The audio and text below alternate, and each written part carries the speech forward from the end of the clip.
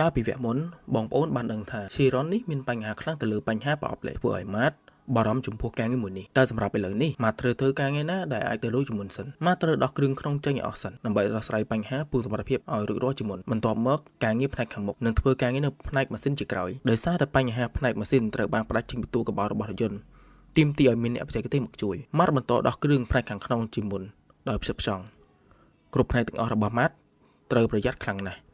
ដោយមិនឲ្យមានការខូចខាតផ្សេងទៀតឡើយដែលបណ្ដាលមកពីការដោះគ្រឿងនោះទេជាការងារលើកដំបូងរបស់ម៉ាតដែលដោះគ្រឿងបុគ្គលិកChiron Per Sport ដូច្នេះម៉ាតត្រូវត្រួតពិនិត្យនិងស្វែងរកខ្ចៅព្រមទាំងកន្លែងណាដែលត្រូវដោះជាមុនព្រោះប្រភេទ Hypercan មិនមានវីដេអូរបៀបដោះគ្រឿងក្នុង YouTube នោះទេហើយប្រហែលជានេះជាវីដេអូទី1ក្នុង YouTube ដែលមាន YouTuber បង្ហាញពីរបៀបដោះគ្រឿងក្នុងរបស់ Chiron Per Sport ក្នុង YouTube គ្រប់ផ្នែកទាំងអស់នៅក្នុងឡានបានដោះចេញមកក្រៅម៉ាតបានបញ្ជាក់ថាផ្នែកខាងមុខប្រហែលជាអាចជួសជុលបានព្រមទាំងធ្នឹមថ្មីខាងមុខដែលជាអាលូមីញ៉ុមក៏ប្រហែលជាអាចកូពីថ្មីផងដែរផ្នែកខាងមុខប្រហែលជាត្រូវផ្លាស់ប្ដូររូបរាងថ្មីទាំងស្រុងច្បាស់ណាស់ថាវានឹងមិនអាចវិលត្រឡប់មកកាន់សភាពដើមនោះទេបែរមកបញ្ហារបស់ម៉ាស៊ីននិងប្រអប់លេខម៉ាតបាននិយាយថាម៉ាតអាចនឹងធ្វើវាបានថ្មីឬផ្សារជាប់វាវិញក៏អាចថាបានផ្នែកកញ្ចក់ខាងលើទ្វារទាំងសងខាងម៉ាតក៏អាចដាក់ជំនួសវាទៅដោយជ័រឬកបោតវិញម៉ាតបានមកដល់ហាងមួយកន្លែងដែលជំនាញខាងកែច្នៃគ្រឿងក្នុងរបស់រថយន្តដ៏ល្បីនៅអាមេរិក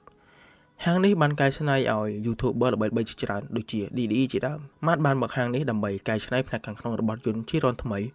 ហើយការងារនេះ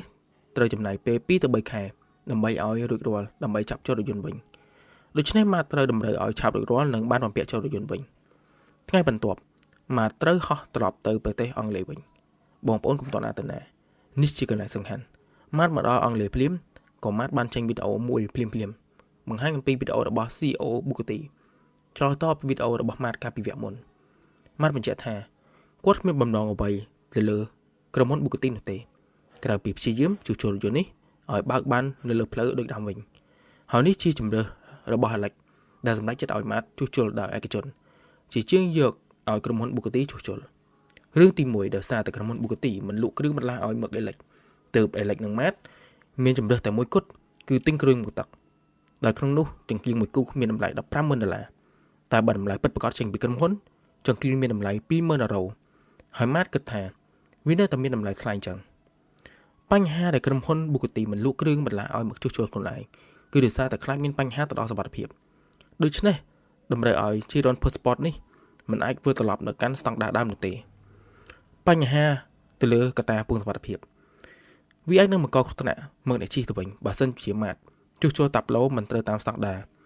ព្រោះកម្ដៅចេញពីពងសុវត្ថិភាពមកកាន់ខាងក្រៅគឺមានកម្ដៅខុសៗគ្នានិងអាចផ្ទុះពងសុវត្ថិភាពមិនប្រក្រតីមកដូច្នេះម៉ាតគ្មានជំរឿក្នុងការជួសជុលវាឲ្យត្រូវតាមទម្រង់ដើមនោះទេក្រៅពីយកគំរូតាមសភាពដើមរបស់រោងចក្រវិញទោះបីជា CEO Bugatti តបថាពងសុវត្ថិភាពនេះមិនដូចគ្នាទៅនឹងពងសុវត្ថិភាពរបស់ Audi A3 ក៏ដោយក៏ម៉ាតនៅតែអះអាងថាវាដូចគ្នាទាំងស្រុងនិងព្យាយាមឲ្យភាគីទី3ជួសជុលវាបានល្អ CEO របស់ Bugatti បានបន្ថែមថាយ៉ាងណាក៏ដោយរថយន្ត Bugatti Tourbillon គឺមិនប្រើប្រាស់គ្រឿងរបស់រថយន្តផ្សេងទៀតឡើយគ្រប់គ្រឿងរបស់វាគឺជាគ្រឿងរបស់ Bugatti តែម្ដងបញ្ហាបន្ទាប់គឺជាការដោះផ្នែកម៉ាស៊ីនចេញពីតួកបោរបស់រថយន្តដើម្បីដោះចេញវាបាន CEO Bugatti បានបញ្ជាក់ថាក្រៅពីក្រុមហ៊ុនគឺមានតែ2កន្លែងតែប៉ុណ្ណោះនៅលើពិភពលោកដែលមានជំនាញក្នុងការដោះគ្រឿងនេះហើយវាទាមទារឲ្យអ្នកជំនាញនិងអ្នកបណ្ដុះបណ្ដាលមកធ្វើវាដូច្នេះដូចតែបានឃើញអញ្ចឹងមានម៉ាស៊ីនធំដើម្បីផ្ដាច់ចេញពីវាមិនដូចម៉ាស៊ីនរថយន្តផ្សេងទៀតនោះឡើយម្ដងទៀតក្រុមហ៊ុន Bugatti នឹងមិនលក់គ្រឿងបន្លាស់ឲ្យម៉ាតជួសជុលនោះទេដោយបញ្ហាតែមួយគត់គឺគ្មានសុវត្ថិភាពវាមិនដូចក្រុមហ៊ុនរថយន្តផ្សេងដទៃទៀតឡើយដែលអាចលក់គ្រឿងបន្លាស់ចេញមកខាងក្រៅដើម្បីជួសជុលខ្លួនឯងបានកត្តាដែល Alex សម្រេចចិត្តមិនឲ្យក្រុមហ៊ុន Bugatti ជួសជុលរថយន្តទោះបីជា Bugatti បានបញ្ចុះតម្លៃត្រឹម$60,000ក៏ដោយគឺដោយសារតែគ្មាននរណាម្នាក់ដឹងថាវាមានបញ្ហាអ្វីមកកើតឡើងនោះទេបើសិនជា Alex ត្រូវចំណាយពេលទុករថយន្តនៅក្រុមហ៊ុន Bugatti រយៈពេល2ទៅ3ឆ្នាំ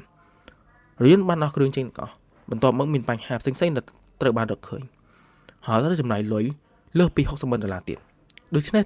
Alex គ្មានសង្ឃឹមនឹងការយករថយន្តនោះបានមកវិញទេ